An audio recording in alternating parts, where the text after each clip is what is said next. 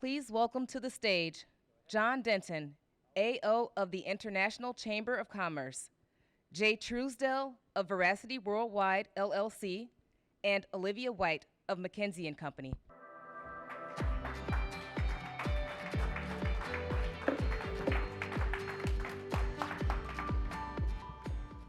Wow. Hey, thanks so much for being with us this morning. It's a pretty propitious day, actually. My name is John Denton. I'm the Secretary General of the International Chamber of Commerce based in Paris. We are the world's largest business organization, representing more than 45 million companies in about 170 countries. And more than 2/3 of the ICC now is in emerging and fragile economies. So this is a very live issue for us. I also serve, and I'm going straight from here to a meeting, but I serve on the UN Secretary General's Global Crisis Response Group to Ukraine. And I'm particularly responsible there for the food issue. In fact, we're acknowledged as having originated the Black Sea Agreement, which is fundamentally a trade deal done between two warring parties, and we've overseen that. So if you hear what I'm saying, this is the private sector involved in the most pressing geopolitical issue with huge geoeconomic impacts right now in the world. And it's interesting because it's the first time the private sector has ever been brought in structurally to this response. So it's telling you that at the multilateral level and at the global level, the role of the private sector is being looked at differently. And in fact, if you think about it, the way in which this is all playing out, and I've just been involved in a series of debates and discussions about this globally, the view of the private sector is now seen as critical. And importantly, think of a global challenge that can be solved without the private sector. So when we're talking now today about global companies helping them through geopolitical shifts, we do have to do it. And just another data point before I start. In the most recent Edelman, 60% of your employees believe you actually have a role to play. And 90% of your employees believe that if a country invades another country, you need to do something about it. That's business. So that's telling you from a number of perspectives that this is going on. So I'd be very delighted to actually chat today with Olivia White from McKinsey and also Jay Truesdale from Veracity. And I'm also pleased to serve on the advisory board of Veracity. Jay, maybe starting with you. You just heard what I said. Yes. What are you hearing out there in the midst of Ukraine, post-COVID, China, US, South Sea? Come on, what's going on out there? Well, thank you, John. And also thank you, Olivia. It's great to be with you both today on stage. And thanks to Concordia for hosting us. Just to pick up on something you just said, John, regarding the real engagement of business leaders in geopolitical topics today. This is actually a bit of a new trend. In the past, businesses felt that they needed to be at arm's length from politics. They needed to have some sort of remove from these major global issues for fear of repercussions on their business, for fear of repercussions on their employees. But over the last several years, this has begun to change, and it really has accelerated in the past several months. And so we're seeing a real shift from being reactive, from being passive, to being extremely engaged. And the way the world is changing, this is even becoming more pronounced. The thing I would say is that since February 24th, when there was a massive exodus of global companies from Russia, stranding billions of dollars of assets, stranding some of their people in Russia. And obviously, as the war has progressed, and with events in the Taiwan Strait even more exacerbating this sense of importance, CEOs are now saying to themselves, this has to be front and center. This is the most important thing we need to be thinking about. But then there's the kind of follow-on, what do we do? And that's what we hope we can talk a bit about today. Yeah, well, in real time, kind of the business of geopolitics is now the geopolitics of business. I mean, you think about sanctions. You think about which side are you really on debates. So Olivia, one thing I always love about McKinsey is that you're able to identify, quite interestingly, themes. So give us an insight on the themes that you're hearing from the CEOs that you're chatting with.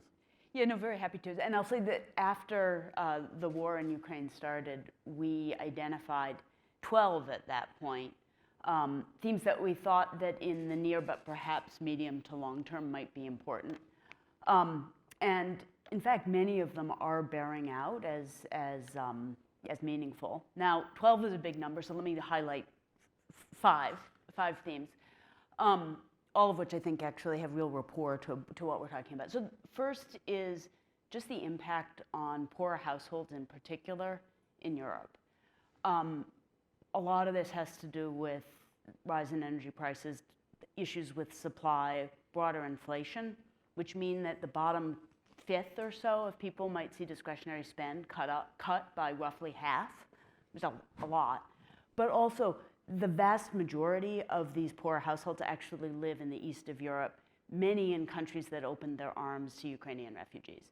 So what you are seeing, I think, is a situation in which people's pocketbooks will be really strained at the same time that they're having to potentially dig deep and help with a fiscal bridge to help, depending a little bit on how the war unfolds, bridge people to longer-term integration into various different countries. And that really may have repercussions. A second theme that I'll highlight is, everybody reads the paper, doesn't need much dwelling on, but issues associated with energy, cost and supply, and then food supply across the world. Third theme, Jay alluded to it a little bit, and maybe we go deeper here a bit, but it's the supply chain conversation.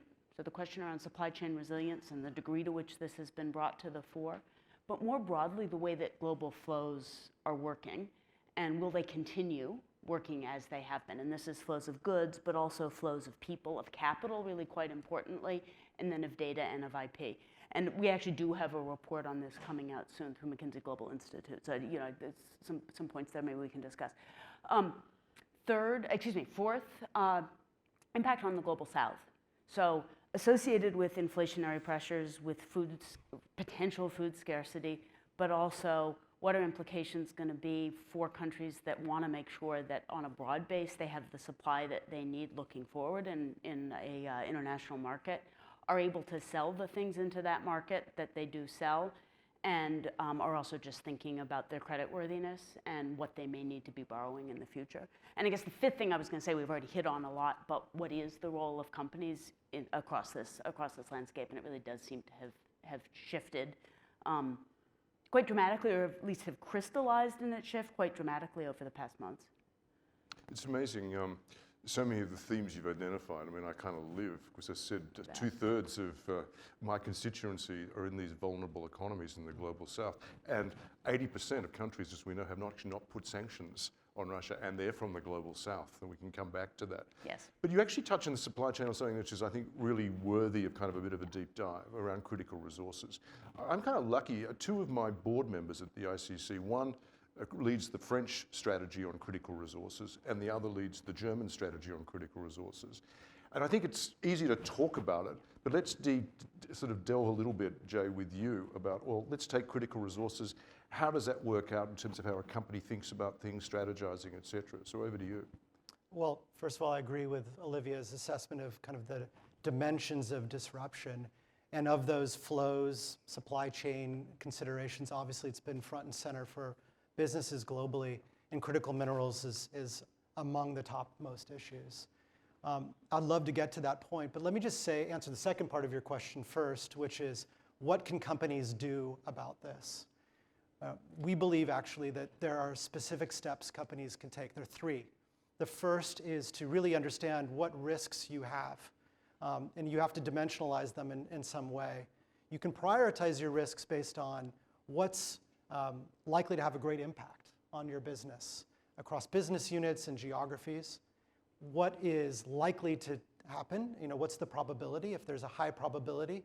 And then how quickly are these risks accelerating?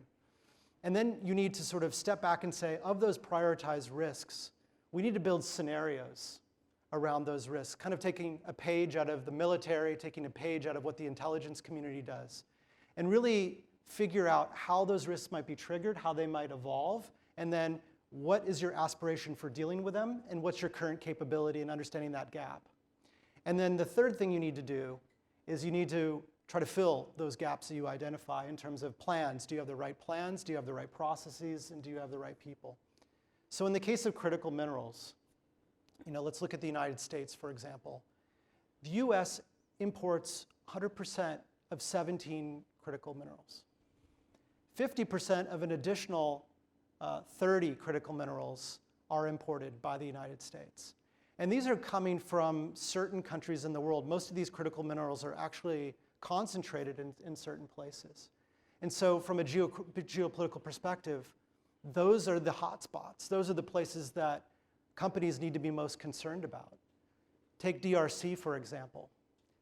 17 of the 19 mines for cobalt in the DRC are either owned, managed, controlled somehow by Chinese entities.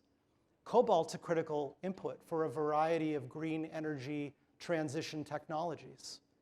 If there were to be a disruption, a geopolitical risk to a company that's actually in the business of moving our economy towards a greener future, and if you're reliant on cobalt, what do you need to do? Where are your risks? How do you map out the scenarios of disruption? And then what do you need to do in order to prevent the worst downside, but also the strategic upside that you might be able to accrue? Great. At the ICC, we talk about what we do is growing the global economy, enabling global trade, advancing sustainability. This issue of trade flows, and what you've just been talking about is critical. I know McKinsey Global Institute's doing some work on this. It'd be really interesting to get some of your insights on trade flows, because it's a critical issue here. Yeah, well, let me ask, just sort of add on to one of the things that Jay said and then broaden a bit, which is that, I very much buy into what you've just said there, Jay. I think it's important also to remember that this availability, for example, of minerals, this is not just a mining issue, right? It's not just getting things out of the ground. It's also a refining and a processing question, and there are real concentrations there. And with all this is not an issue of geological scarcity. This is a question of where industry and capabilities have been built up over time. So in some sense, there are things that can be done if one wants to be less concentrated or less dependent in a world going forward. But at least historically, these sorts of, from discovery to really building an industry, you're talking sort of 30, 40 years. So there's a real question about how quickly, and then I would say the general point you make, John, for a lot of global flows, sure, we can talk about how we might decouple or reconfigure supply chains, but the fact is there are real inertial forces that mean that shifts have to take time, save perhaps in specific places where one can be opportunistic. That's great. Hey, Jay, these sessions are really tight, but one thing I think people would want to hear a little bit about is one of the great challenges here, which is, I call it information asymmetry. Because on the one hand, you have security agencies and others who amass a lot of the information which could be useful here. Companies are at a disadvantage. So how do we kind of align that so it's not asymmetrical, so in terms of the information needed to make good decisions?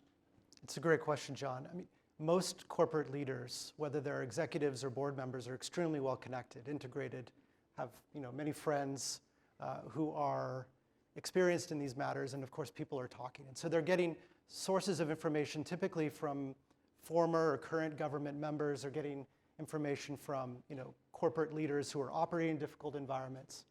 And for a more sophisticated multinational, they're typically also getting information from their operators, from the people who are located in these countries. Our view, as we've talked to senior executives on this topic, is that that's actually not sufficient. It's not sufficient for a few reasons. One, because the information is not coming from a sufficient variety of sources. It's usually coming from a fairly limited supply of inputs. Two, the information that's being provided is typically filtered. It's filtered either by the people who are the operators on the ground, or filtered by the people who are at a high level and have a piece of bias in their feedback. And the third thing I would just say is that it's not typically provided to decision makers in the context of a regional dynamic or a global dynamic. It's really localized, which is good to some degree, but it's not actually contextualized. And I think that's very important to point out. Okay, rapid fire now. Olivia, give us a no regrets decision or no regret move that a CEO could take in order to incorporate what we're talking about today into their decision making. make up and really play out several scenarios that look at your business model, the way that you are proactively or not, deliberately taking a stance reputationally, the way that you're thinking about how culture and organizational facets within your organization ripple through. You got to look at your supply chain, think about your tech configuration, so things like data localization, but also your cyber perimeter. And then finally, obviously, think about the financial implications. Jay, a tweet. We're down to the last line. Local context matters, scenarios are essential, and business leaders can't escape Yeah, the reality of their Okay. dot, dot, dot, exclamation mark. Listen, we're going to close now. But let me just say one thing. Some of you might have seen a comment by the Secretary General of NATO when asked about the implications of the sanctioning, the over-sanctioning, et cetera, on the economies. He said, well, business just has to suck it up.